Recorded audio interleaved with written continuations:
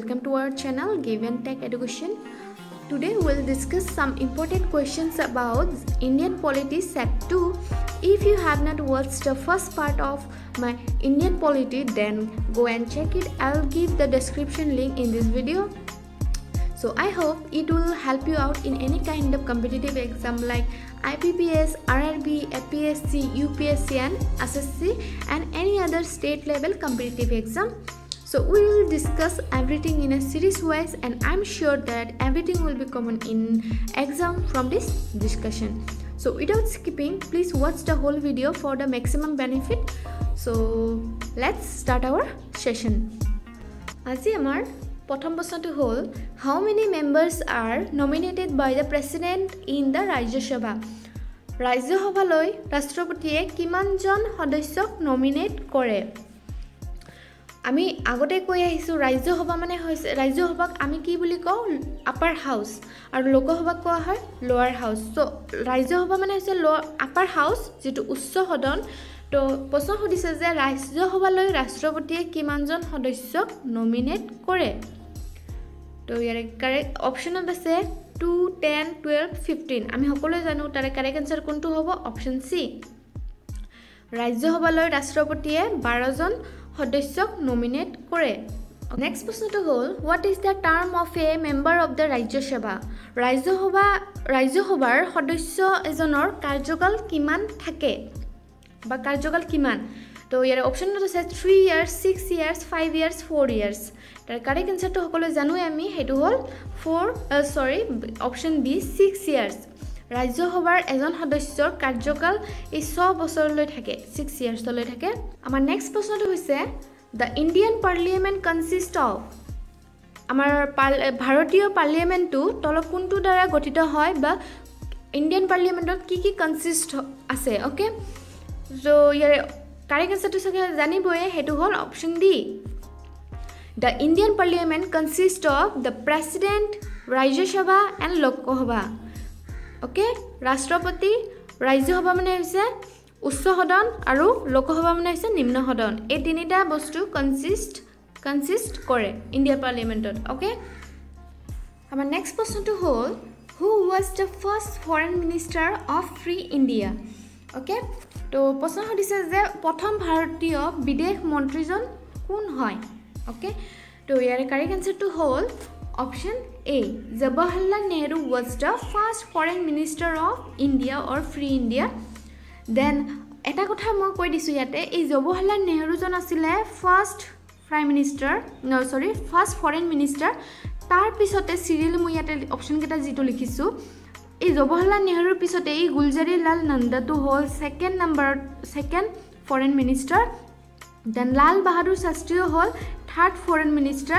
আৰু ইন্দিৰা গান্ধী হল fourth foreign minister তাৰ লগত এটা কথা যেটো হল এই যেটো ইন্দিৰা গান্ধী আছে কেতিয়াবা এক্সামত যদি আহি যায় who was the first women foreign minister of free India তো তেতিয়া হলে হ'ব ইন্দিৰা গান্ধী হয় ইন্দিৰা গান্ধী হল ফাৰ্স্ট মহিলা ফৰেন বা মহিলা বিদেশ মন্ত্ৰী ভাৰতৰ পৰা সো এইটো কথা মনত ৰাখিব so now what is the role of foreign minister okay the role of foreign minister has an important role in determining Indian foreign policy okay aru the chief responsibility jeto responsibility eta ase foreign minister the responsibility of foreign minister is to represent India and government at the international level okay মানে foreign minister responsibility hold to represent India and its government at the international level this was the chief responsibility of the foreign minister okay our next question is which one of the following prime minister never faced the parliament during the tenure ইয়াৰে প্ৰশ্ন সুধিছে যে কোনজন prime মিনিষ্টাৰে তেওঁৰ কাৰ্যকালত parliament fest কৰা নাছিল বা ভিজিট কৰা নাছিলে সুধিছে তো ইয়াৰ অপচনত আছে চন্দ্ৰশেখৰ বিপি সিং চৌধুৰী শৰণ সিং অটল বিহাৰী বাজপেয়ী তো এইটো আমি জানোৱে অটল বিহাৰী বাজপেয়ীটো হ'বই নোৱাৰে আৰু এইটোও হ'ব নোৱাৰে এইটোও হ'ব নোৱাৰে তেনেহ'লে কাৰেক্ট আনসাৰটো হ'ব গৈ অপশ্যন সি এই চৌধুৰী চৰণ সিং যিজন চৰণ সিং আছিলে প্ৰাইম মিনিষ্টাৰ তেওঁ কেতিয়াও মানে পাৰ্লিয়ামেণ্ট ভিজিট কৰা নাছিলে ওকে এণ্ড এইজন প্ৰধানমন্ত্ৰীয়ে দায়িত্বত আছিল বা প্ৰধানমন্ত্ৰী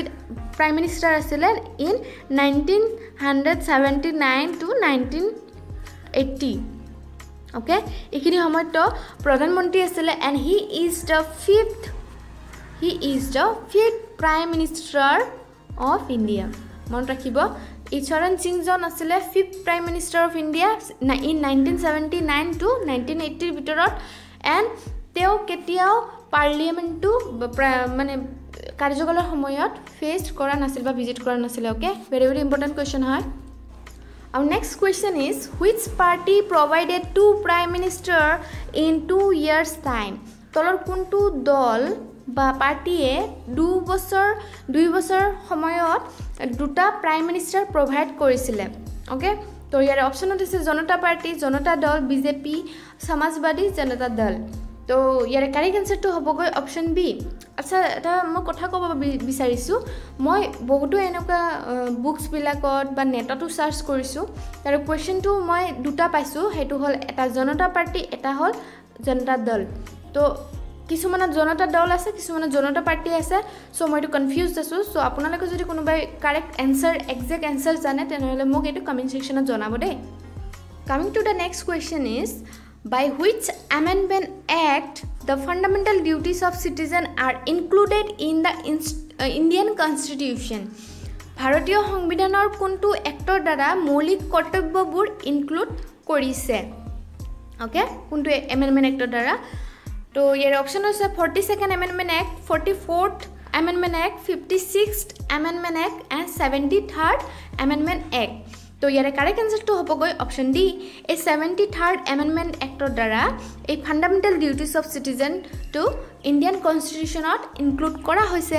আৰু আমি এটা কথা জানোৱে এই যিটো মৌলিক যিটো কৰ্তব্য আছে সেই মৌলিক কৰ্তব্যবোৰ কেইটা হয় আমাৰ 11 there are 11 fundamental duties in Indian constitution okay মনত ৰাখিব এইটো আমাৰ নেক্সট প্ৰশ্নটো হ'ল Right to Education Act 2002 was introduced to help which of the following group of society? Right to Education Act যিটো 2002 হেতু লঞ্চ কৰা হৈছিল হেতু কোন গ্ৰুপৰ ল'ৰা ছোৱালীবিলাকক হেল্প কৰিব বুলি কোৱা হৈছে তো ইয়াৰ অপশ্যনত আছে children of age of 6 to 14 years college going teenagers all adults who could not get formal education and all the above তো ইয়াৰ কাৰেক্ট আনসাৰ কোনটো হ'ব হেতু হ'ব correct answer option A children of age of 6 to 14 years okay যিবোৰ 6 to 14 ইয়াৰ্ছৰ ল'ৰা ছোৱালীবিলাক আছে তেওঁলোকক মানে এই ৰাইট টু এডুকেশ্যন এক্টে হেল্প যাতে ইন্ট্ৰডিউচ কৰিছে সেইটো কাৰণে যিটো এই গ্ৰুপৰ ল'ৰা ছোৱালীবিলাকৰ কাৰণে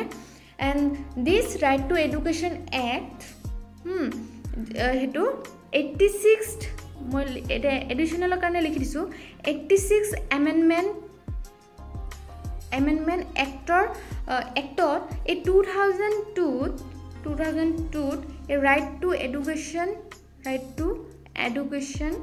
টু ইনচাৰ্ট কৰা হৈছিলে আৰ্টিকল 21A ওকে চ' এইটোৱে কৈছোঁ ইয়াতে এই যিটো ৰাইট টু এডুকেশ্যন এক্ট আছে সেইটো 26 amendment এক্টত 2002 RTE Act to insert kora hoisile Article 221A and the main objective of this Right to Education Act is to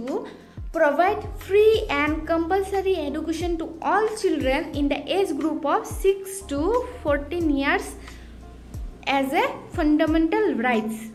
বুজি পাইছে যাতে 6 to 14 ইয়াৰ্ছৰ সকলো ধৰণৰ ল'ৰা ছোৱালীবিলাকে যাতে ফ্ৰী এণ্ড কম্পালচৰি সকলে পাব পাৰে সেইটো ফাণ্ডামেণ্টেল ৰাইট হিচাপে সেইটোৰে হৈছে মেইন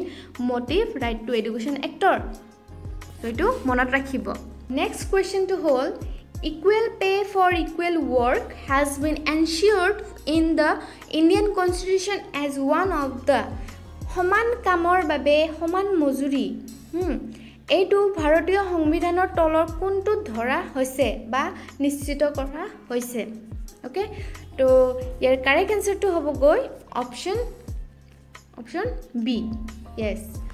এই যেটো equal pay for equal work হেতু ইণ্ডিয়ান কনস্টিটিউশনৰ directive principle of state policy হেতু এনশ্योर्ड বা নিশ্চিত কৰা হৈছে okay our next question is which part of the Indian constitution deals with the directive principle of the state policy ভাৰতীয় সংবিধানৰ কোনটো পাৰ্টত directive principle of the state পলিচিৰ লগত জড়িত হৈ আছে কোনটো পাৰ্ট জড়িত হৈ আছে হেতু দিছে তো ইয়াৰ অপচনত আছে পাৰ্ট 1 পাৰ্ট 3 পাৰ্ট 4 পাৰ্ট 5 তো ইয়াৰ কাৰেক্ট আনসাৰটো হ'ব গৈ পাৰ্ট 4 যেটো অপচন সি আছে হেতু পাৰ্ট 4 ৰ লগত জড়িত হৈ আছে যেটো directive principle of state policy আৰু মই এটা এডিশনাল ইনফৰমেশনৰ কাৰণে মই মানে কৈ দিছো আমাৰ ইণ্ডিয়ান কনস্টিটিউশনত 25 parts আছে okay আৰু 12 schedules and 470 articles okay so আমাৰ 25 parts 12 schedules 470 articles কিন্তু এই 470 articles ৰ আগত আমাৰ কিটা আছিল 395 articles আছিল but 2019 ত আমাৰ আৰ্টিকল হৈছে গৈ total 470 article 12 schedules and 25 parts আৰু এই 25 parts ৰ ভিতৰত এই পাৰ্ট 4 ত ডাইৰেক্টিভ প্ৰিন্সিপল টু ডিল কৰে ওকে আমাৰ নেক্সট প্ৰশ্নটো হ'ল which of these is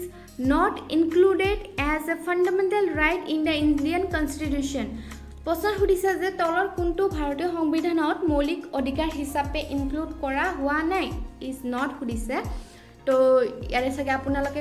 আনসাৰটো জানিবই তাৰ অপচনত আছে right to freedom to speech right to equality before law right to constitutional remedies and then right to equal wages for equal work তাৰ correct আনসাৰটো হ'ব গৈ অপচন ডি বাকি এই তিনিটাই আছে আমাৰ ফান্ডামেন্টাল ৰাইট হিচাপে so how many fundamental rights we have 6 fundamental right in the Indian constitution মানে আমাৰ মৌলিক অধিকাৰ 6টা মৌলিক অধিকাৰ আছে আৰু এই ফান্ডামেন্টাল ৰাইটস বোৰ ভাৰতীয় মানে ইণ্ডিয়ান কনস্টিটিউশনৰ পাৰ্ট 3 লগত জড়িত মনত ৰাখিব আগতে আছিল directive principle of state policy হেতু আছিল পাৰ্ট 4 আৰু এই হেতু হল পাৰ্ট 3 যেটো ফান্ডামেন্টাল ৰাইটস বোৰ ডিল কৰে মনত ৰাখিব আৰু 6 ফান্ডামেন্টাল ৰাইটস হয় আগতে আছিল 7 ৰাইট টু প্ৰপাৰ্টি আছিল লগত এটা কিন্তু হেতু উঠাই দিয়া হৈছে দেন গৈ পেলে আমাৰ হৈছে 6 ফান্ডামেন্টাল ৰাইটস ওকে আমাৰ নেক্সট প্ৰশ্নটো হ'ল under which article of the constitution of India fundamental rights are provided to citizens তো ভাৰতীয় সংবিধানৰ মৌলিক অধিকাৰবোৰ কোনটো আৰ্টিকলৰ দ্বাৰা মানুহক প্ৰভাইড কৰা হয় বা প্ৰদান কৰা হয় হেতু হৈছে কোনটো আৰ্টিকলত এই ফান্ডামেন্টাল ৰাইটটো পৰে তো ইয়াৰে কাৰেক্ট আনসাৰটো হ'ল option A in article 12 to 35 হেতু ফান্ডামেন্টাল ৰাইটছত পৰে যেটো মানুহক সেই অধিকাৰবোৰ দিয়া হয় বা প্ৰদান কৰা হয় ওকে অকন আগত কৈ আহিছো ফান্ডামেন্টাল ৰাইটস টু মানে কোনটো পাৰ্টত পৰে হেতু হল পাৰ্ট 3 okay আৰু 6 fundamental rights our next question is which of the following state is a member of the seven sister তলত উল্লেখ কৰা কোনটো ষ্টেট সেভেন সিস্টাৰৰ সদস্য বা মেম্বাৰ হয় হেতু দিছে তো ইয়াৰে ষ্টেট বোৰ লিখা আছে অপচনত দিয়া আছে হেতু হল ওয়েস্ট বেঙ্গল ত্ৰিপুৰা উৰিষ্যা বিহাৰ তো কাৰেক্ট আনসাৰটো সকলোৱে জানিবই চাগে হেতু হল অপচন বি ত্ৰিপুৰা এই ত্ৰিপুৰা ৰাজ্য হল সেভেন সিস্টাৰৰ সদস্য হয় ওকে আৰু সেভেন সিস্টাৰ মানে হল সাতখন ৰাজ্য মিলি পেলাই তাক কোৱা হয় সেভেন সিস্টাৰ ওকে তো ইণ্ডিয়াৰ সেভেন সিস্টাৰ মানে ৰাজ্য কেখন আছে ইনক্লুড হৈছে মই মুখেৰে কৈ দিছো আপোনালোকে শুনি যাব ইম্পৰ্টেন্ট হয় কেতিয়াবা এক্সামত আহি যায় তো সেভেন সিস্টাৰৰ পৰে অৰুণাচল প্ৰদেশ তাৰপিছত আসাম তাৰপিছত মেঘালয় তাৰপিছত মণিপুৰ তাৰপিছত মিজোৰাম তাৰপিছত নাগালেণ্ড তাৰপিছত ত্ৰিপুৰা ওকে সো ইয়াৰ কেটা হল এটা দুটা তিনটা চাৰিটা পাঁচটা ছটা সাতটা তো সাতখন মিলি পেলাই এই অন্ধ্ৰ প্ৰদেশ আসাম মেঘালয় মণিপুৰ মিজোৰাম নাগালেণ্ড ত্ৰিপুৰা এই সাতখন ৰাজ্য মিলি পেলাই কোৱা হয় seven sister okay our next question is the chief minister is appointed by the okay তো ভাৰতৰ ষ্টেট বোৰৰ যিবোৰ চিফ মিনিষ্টাৰ আছে মুখ্যমন্ত্ৰী আছে তেও লোকক কোনে এপইণ্ট কৰে বা কাৰ দ্বাৰা এপইণ্ট কৰা হয় তো ইয়াৰে অপশ্যনত আছে the governor president prime minister chief justice of high court তো কাৰেক্ট আনসাৰটো সকলোৱে জানিবই চাগে বহুত ইজি হয় but this is very very important question তো তাৰে কাৰেক্ট আনসাৰটো হ'ব option A the governor the chief minister is appointed by the governor of a state okay ৰাজ্যপালজনে মুখ্যমন্ত্ৰীক শপত পাঠ কৰোৱাই ওকে মনত ৰাখিব এইটো ইম্পৰ্টেণ্ট হয় নেক্সট কুৱেশ্যনটো হ'ল who among the following was the first women chief minister in independent India স্বাধীন ভাৰতৰ প্ৰথমজন মহিলা মুখ্যমন্ত্ৰী বা চিফ মিনিষ্টাৰজন কোন আছিলে তাৰ কাৰেক্ট আনসাৰটো হ'বগৈ অপশ্যন সি সুচেতা কৃপলানী হ'ল our first women chief minister in independent India মানে ভাৰত স্বাধীনৰ সময়ত প্ৰথমজন মহিলা মুখ্যমন্ত্ৰীজনে আছিল সুচেতা কৃপলানী হ'ল first women chief minister আছিল and then she was the first women chief minister from Uttar Pradesh UP from 1963 to 67 মনত ৰাখিব 63 পৰা 67 ৰ সময়লৈকে তেও উইমেন চিফ মিনিষ্টাৰ হিচাপে আছিল আৰু তেও চিফ মিনিষ্টাৰ কৰ আছিল উত্তৰ প্ৰদেশৰ our next question is the chief justice of a high court is appointed by very very important question হয় তো হাই কোৰ্টৰ চিফ জাষ্টিছ জনক কোনে এপইণ্ট কৰে বা কাৰ দ্বাৰা এপইণ্ট কৰা হয় তো ইয়াৰ অপশ্যনত আছে president governor chief justice of India and then president on the advice of governor of the state concerned and chief justice of India the correct answer to hobo option D the chief justice of a high court is appointed by the president on the advice of the governor of the state concerned and the chief justice of India chief justice aru state or governor advice of president chief justice of a high court মানে high court of chief justice জনক appoint কৰাই okay next question is where was the first municipal corporation in India set up ভাৰতৰ পোনপ্ৰথমে কত পৌৰ নিগম স্থাপিত কৰা হৈছিল municipal corporation মানে পৌৰ নিগম হয় তো প্ৰথম ভাৰতত কত পৌৰ নিগম